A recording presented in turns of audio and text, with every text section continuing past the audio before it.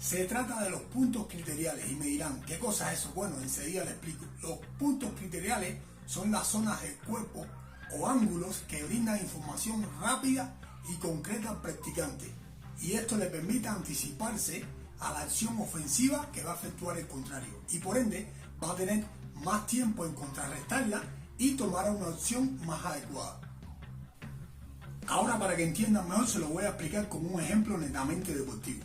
Imagina que eres un portero de fútbol y estás en tu mejor partido y de pronto el árbitro pita penal y le toca a un jugador del equipo contrario cobrar el penal, y tú como portero debes detenerlo lógicamente y hábilmente le miras al pie de apoyo del jugador contrario, y de antemano por la posición que él coloca el pie ya tú sabes si va a cobrar el penal a la izquierda o a la derecha, abajo o arriba. Bueno, esta zona que te da toda esa información es a lo que denominamos punto criterial. En los deportes individuales sería algo similar. Ahora los dejo con el conocido entrenador de karate Joel para que le ponga un ejemplo de acorde a su disciplina. Uno se concentra en un punto del oponente, que este nos da toda la información para saber si va a realizar un ataque de brazo o de pierna o un contraataque de lo mismo. Esa zona del contrario que nos da toda esa información se llama punto criterial.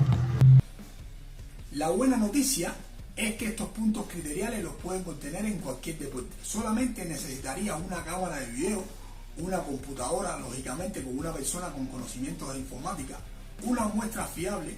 Cuando hablo de muestra me refiero a un grupo de atletas con una técnica por lo menos aceptable para aplicar este experimento. Aquí les muestro un entrenador de karate llamado Melgarejo efectuando una técnica ofensiva llamada Yakuzuki.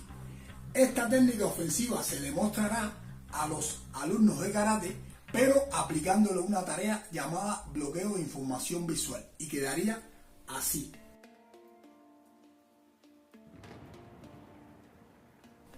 Como resultado quedó que todos los alumnos identificaron rápidamente esta diapositiva.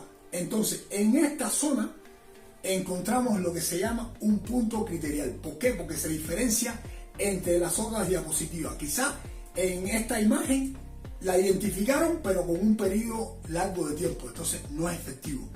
Y en esta la identificaron en un corto tiempo, pero equivocadamente, entonces no son efectivas. Quedaría esta como zona de punto criterial.